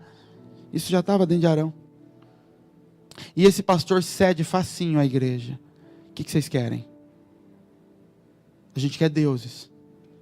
Ele pega o ouro, aquilo de precioso que Deus deu na mão deles, quando tirou eles do Egito. Eles trazem ouro do Egito. E a Bíblia diz, usando uma ferramenta própria, quem moldou aquele Deus foi Arão. E a forma que Arão dá para o Deus que eles pediram era de um bezerro. O bezerro no Egito era um animal santo. Por isso que quando o povo vem para morar no Egito, José pede para o faraó para dar uma terra afastada. Por quê? Porque os judeus matavam boi, comiam boi e aquilo era abominação para o Egito. Sacrificar boi para um egípcio é abominação. Por isso que o mundo acha que você é louco quando você dá dinheiro na igreja. Você é louco, porque é abominação ao Egito. Aquilo é riqueza para ele. E para o povo de Deus era provisão para adorar a Deus. Quando o faraó fala assim, deixe os rebanhos aqui, Moisés fala assim, não, porque nós não sabemos com o que haveremos de adorar a Deus. Eu não sei o que Deus vai nos pedir. Nós temos que estar com tudo à disposição. E para o Egito aquilo é santo. Quando Arão é instigado a fazer um Deus, ele pega a riqueza que Deus trouxe até aqui e usa a sua ferramenta, sua autoridade, para dar forma daquilo que o mundo idolatra. Dinheiro, boi. E ele diz, eis aí Israel, os deuses que te tiraram do Egito. Sabe o que é você estar na igreja e confessar que a libertação que você teve é por causa do emprego novo que Deus te deu? Eu tinha a vida toda arrebentada, e depois que eu vim para Jesus, Ele me deu uma empresa, me deu um carro. Eis aí os deuses que te tiraram do Egito, bezerros de ouro. Dinheiro é o que me libertou. Você não foi liberto. Mas Arão diz assim: façamos uma festa ao Senhor.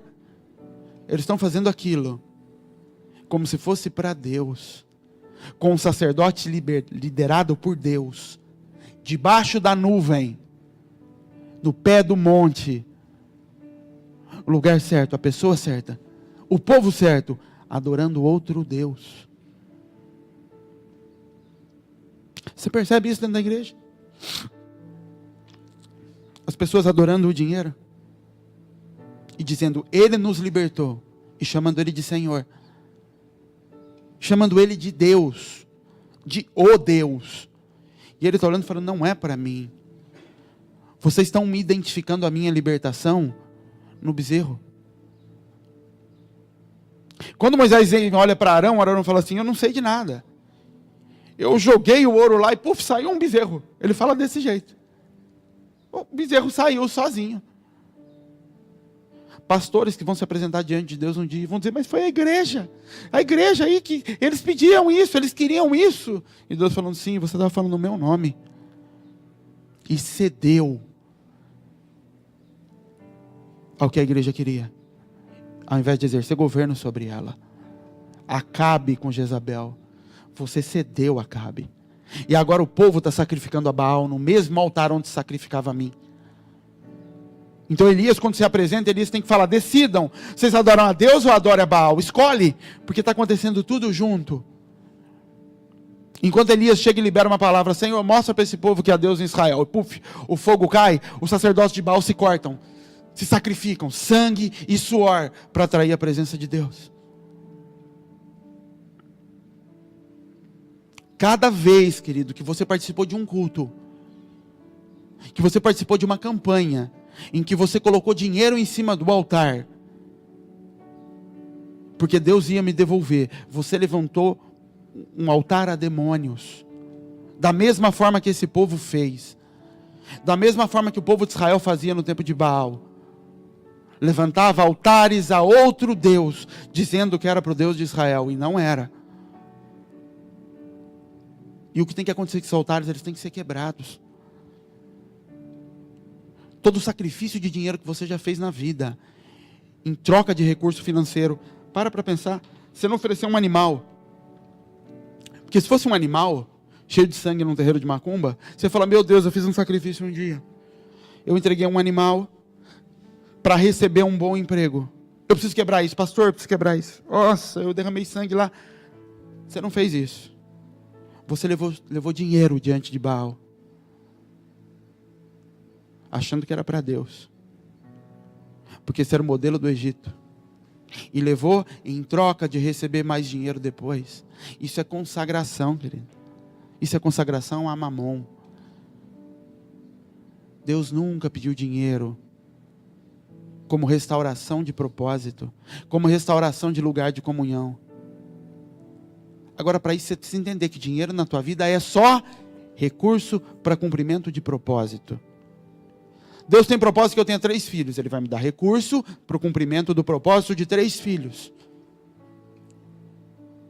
Deus tem o propósito de que eu toque homens de um certo nível. Ele vai me dar recurso para que eu consiga acessar homens de certo nível. Mas é sempre propósito. E se é propósito, eu nunca vou me apresentar diante dele oferecendo dinheiro por dinheiro.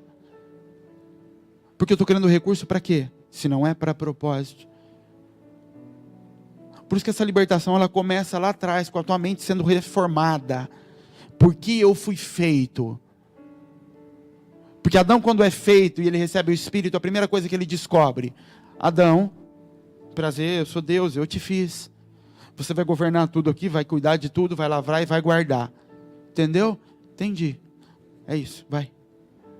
O resto, relacionamento, desfrute.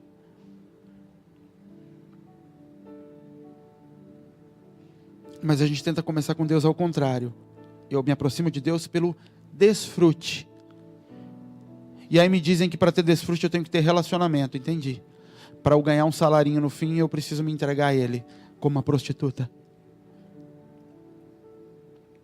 E eu me torno às vezes prostituta profissional, com altares e mais altares de sacrifício. E Satanás recompensando alguns desses altares, para testificar diante do povo. E a igreja toda corrompida e contaminada. A igreja que às vezes vai para a televisão mostrar que o demônio cai lá dentro, mas ela não tem uma vírgula de autoridade para sair daquelas paredes e tirar um demônio da porta. Porque ela está fechada lá dentro. E nós não fomos chamados para resistir ao inferno. Você já reparou que isso são as igrejas? Mostrando o quanto elas estão cheias. Você não vê uma igreja dessa mostrando o quanto elas estão arrebentando o inferno fora. Porque o que testifica a igreja de Cristo é: eu estabelecerei a minha igreja, e as portas do inferno não prevalecerão contra ela. Não é isso que a Bíblia diz? Jesus, quando fala de igreja a primeira vez, ele fala isso. Pedro revela ali, tem a revelação de quem era o Cristo, e Jesus disse: deixa eu falar, tem uma coisa chamada igreja. Sabe a igreja que os romanos têm, que os soldados têm, todo mundo tem igreja, as reuniões, eu vou ter a minha. E a característica da minha igreja, ela não é rica ou pobre, até porque isso não me importa, ela não tem muito ou pouco recurso, isso é o de menos. O que vocês precisam saber dela: as portas do inferno não prevalecem contra ela. Não é que ela resiste com portas duras para o inferno não entrar, ela vai para cima e derruba portas de inferno. Quando você vê isso, você fala: a minha igreja está ali. Porque a característica dela é que ela limpa a terra. O meu corpo, a minha igreja, limpa a terra. Essa é a característica dela. E eu dou todo o recurso para ela, para que ela faça isso. E a única arma de ataque que ela tem é uma espada do Espírito, uma palavra.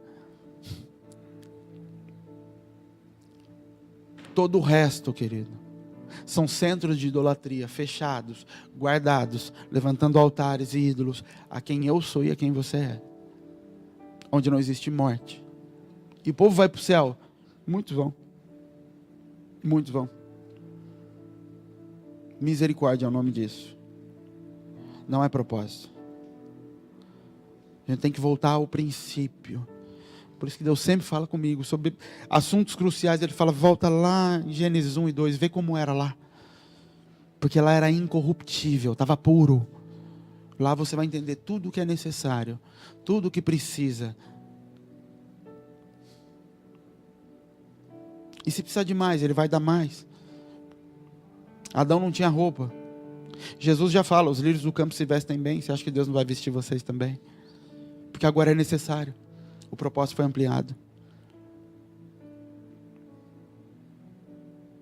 Tudo o que é necessário, que Deus vai prover. E todas as vezes que você tenta derramar suor para prover aquilo, você está tentando ocupar o lugar de Cristo.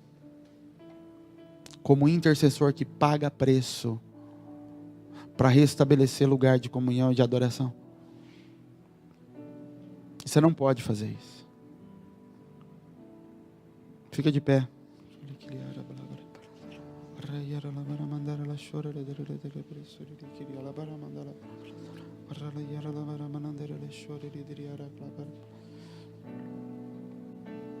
Nossa mente precisa ser restaurada. Nossa mente precisa ser refeita, ser destruída, renovar, transformai-vos pela renovação da nossa mente. Paulo diz. Quando Paulo diz: eu considerei tudo como esterco, o que ele está dizendo: eu sabia muita coisa, mas a minha mente precisa ser refeita por Cristo. Eu preciso ser levado para o deserto, para um lugar que só eu sei o que eu passei lá, para me encontrar com Jesus.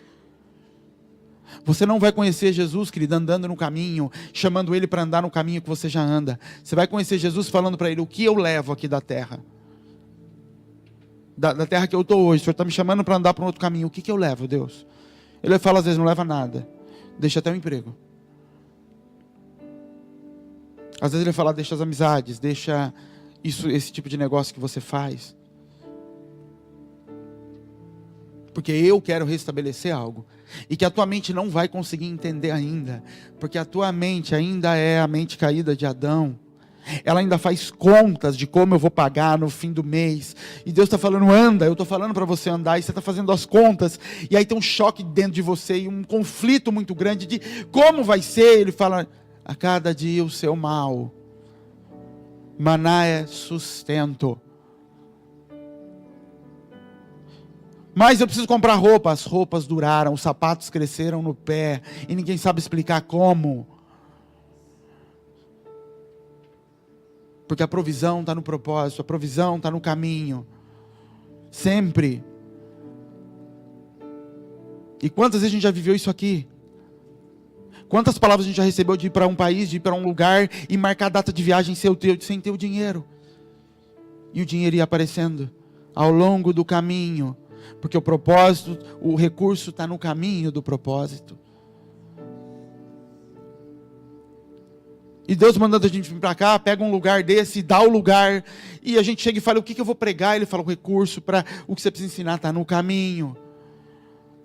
E o Senhor começa a falar de libertação, e eu sei, mas o que eu falo de libertação? E a gente sente e fala, olha, Deus falou que é para tratar libertação, e Ele vai falar o que é para fazer, e aí o Espírito vem e nos toma, como aconteceu, porque o recurso para tudo está no caminho.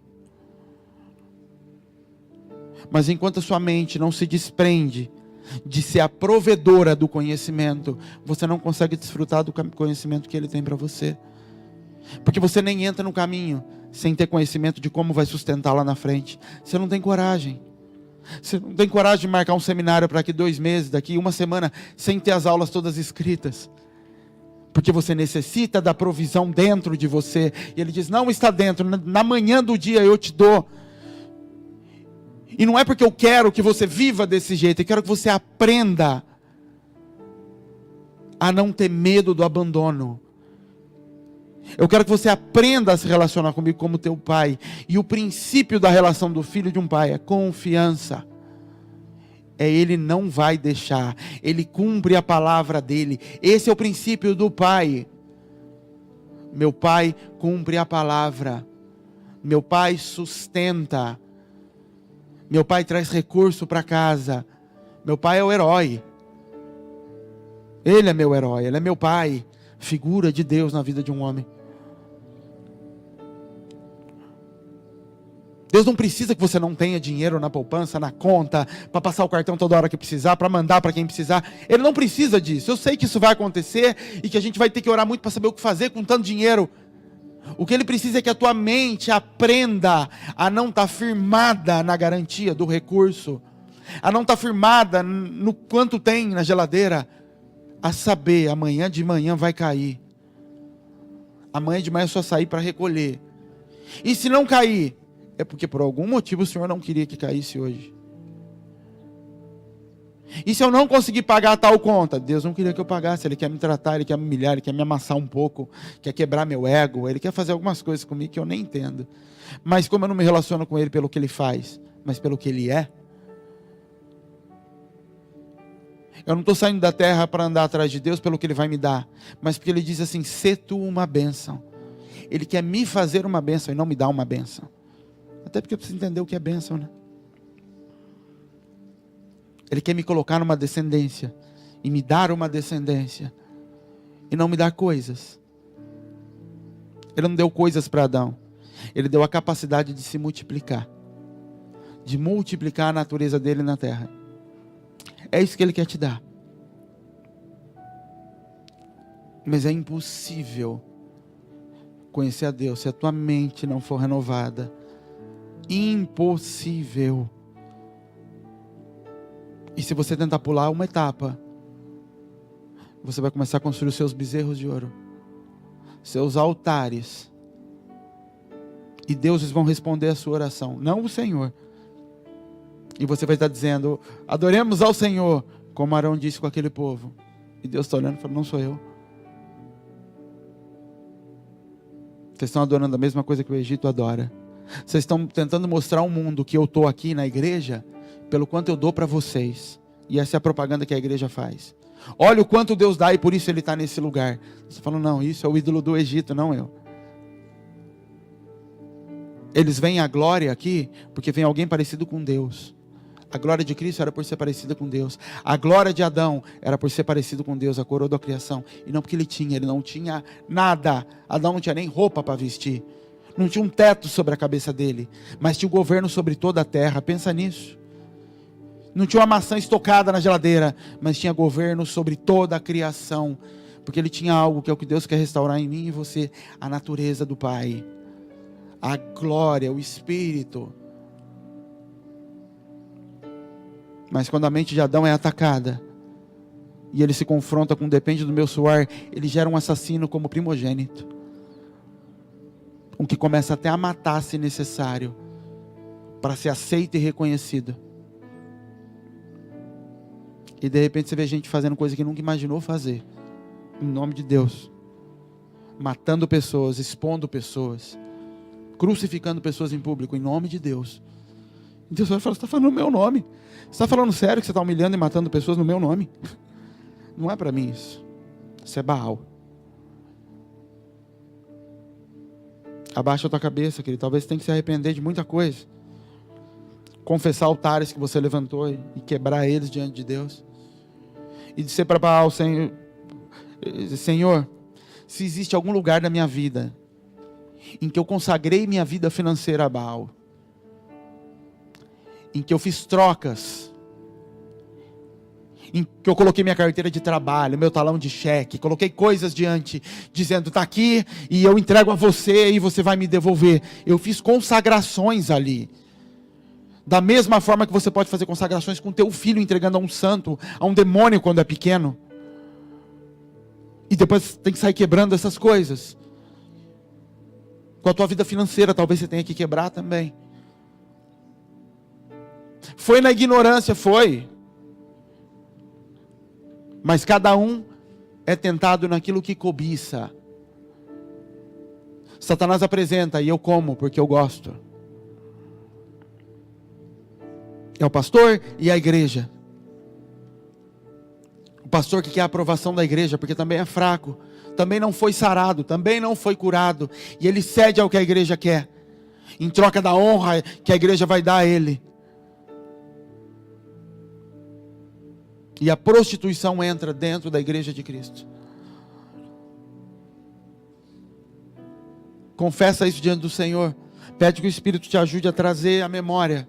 A trazer para fora altares que você pode ter levantado lá atrás. Consagração da tua vida financeira. Consagração da tua vida ao dinheiro. Todas as vezes que você vinculou a presença de Deus ao dinheiro que Ele podia te dar.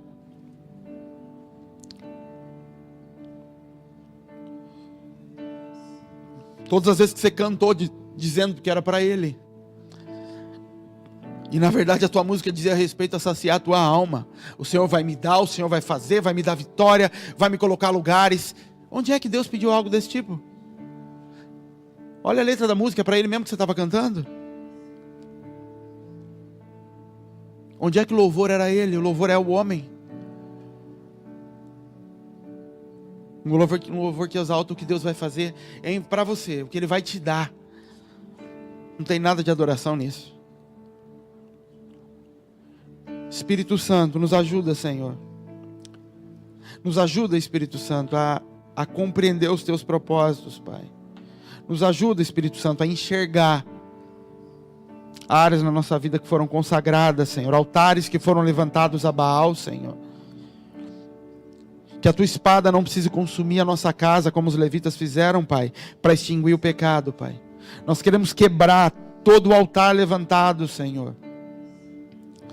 A bezerros de ouro, Pai, aos ídolos do mundo, Senhor. Nós queremos quebrar todas as vezes que nós abrimos as portas da nossa casa, Pai, da nossa vida, Senhor. Chamando por um Espírito que viesse habitar em nós em troca de dinheiro, Pai. E que demônios se apossaram dessa palavra, Senhor. E vieram, Senhor. E tomaram lugares da nossa vida, Pai. Ainda que na ignorância, Pai. Em nome de Jesus, Senhor. Liberta-nos, Pai. Traz à memória, Senhor, lugares onde a nossa vida ficou amarrada através de dívidas. Pessoas que a gente deve, Pai. Pessoas que nós enganamos, Pai. Pessoas que você enganou. Negócios fraudulentos. E que Satanás segura essa dívida na mão até hoje. Porque você, como irresponsável, lançou isso na mão de Deus e não foi arrumar as coisas. Você é responsável por arrumar as coisas.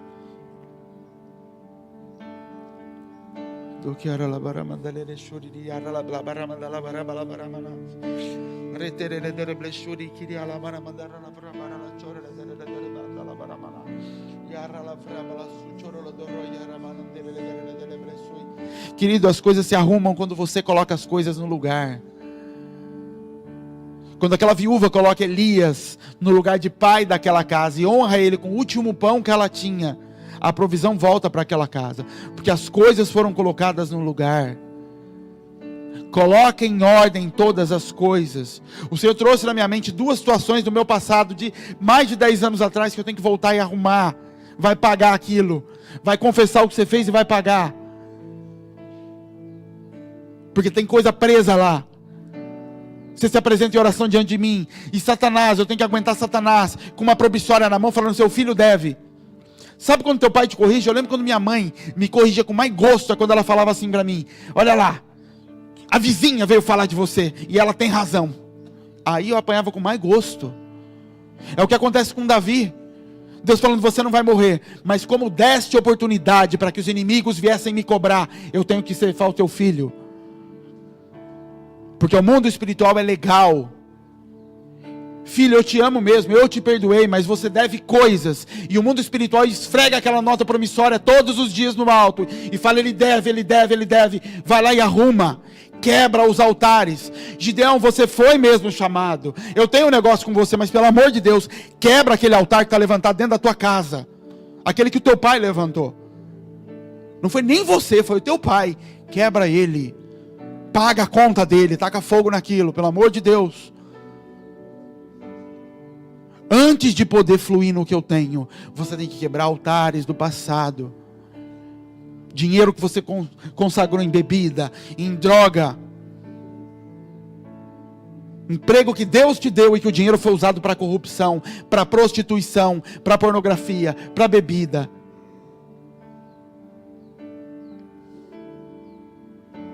Dinheiro que você pagou por sacrifícios e trabalhos em terreiros de macumba, em centro espírita. E Satanás pega aquilo na mão. Isso tem que ser quebrado através da palavra.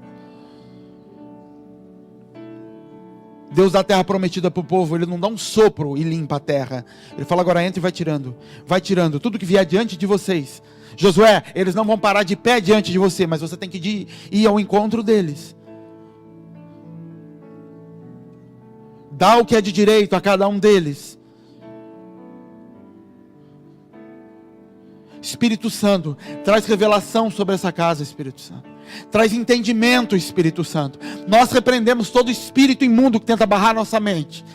Todo espírito de trevas que tenta manter oculto áreas da nossa vida, em que Satanás ainda detém algum tipo de autoridade de bloqueio, para que o Senhor possa fluir, para que a minha mente possa compreender e entender o teu propósito. Em nome do Senhor Jesus, Pai. Nós queremos viver o teu propósito, Pai amado. Independente do volume de recursos que o Senhor vai nos dar, o que nós queremos ter, Senhor, é a certeza de que tudo que flui na nossa vida é aquilo que vem do alto, Pai. Que nada é barrado, que nada é impedido pelo mundo do inferno, Pai. Que nada é seguro pelo inferno, Pai amado, por legalidade dada pelos nossos antepassados ou por nós mesmos. Em nome de Jesus, Pai. Consagrações que foram feitas pelos nossos pais, preços que nossos pais pagaram por cura sobre nossa vida lá atrás. Sacrifícios que nossos pais, ofertas que nossos pais possam ter entregue em dinheiro, Senhor, por libertação na nossa vida. Nós quebramos agora em nome de Jesus, e nós confessamos, Pai, que a libertação não vem pelo nosso suor, mas pelo sangue de Cristo que foi derramado.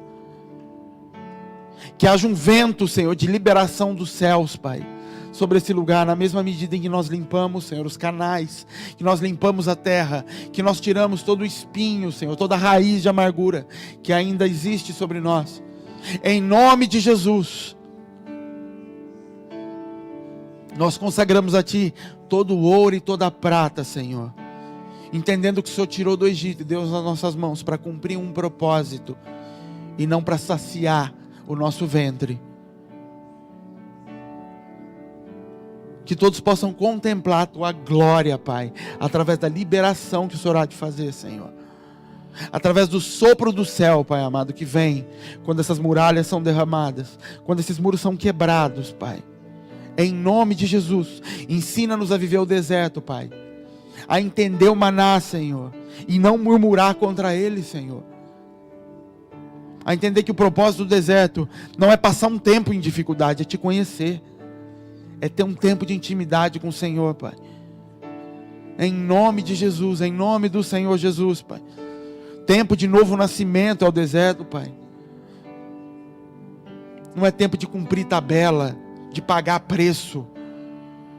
É tempo de ter a sua mente transformada, de nascer de novo, de ser circuncidado, de ter a nova natureza de Cristo em você. De desaprender o quanto você tinha que trabalhar no Egito para ter um prato de comida no final do dia. A comida não vem no fim do dia, ela vem pela manhã.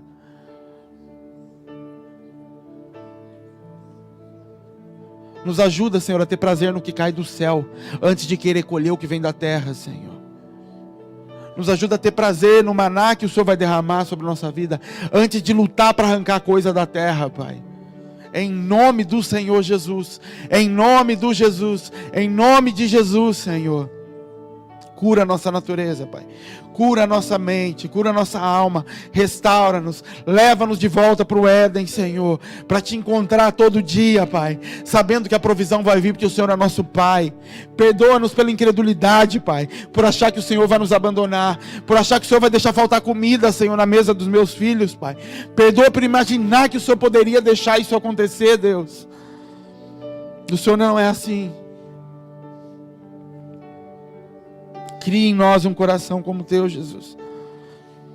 Cria em mim, Senhor, um coração como o teu, Senhor. Em nome de Jesus, Pai. Guarda o nosso coração, Pai. Que o nosso coração possa proceder às fontes da vida, Senhor. Como o Éden, Pai.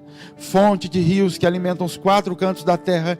Que assim possa ser o nosso coração. Fontes possam fluir do nosso coração, regando toda essa terra, Pai.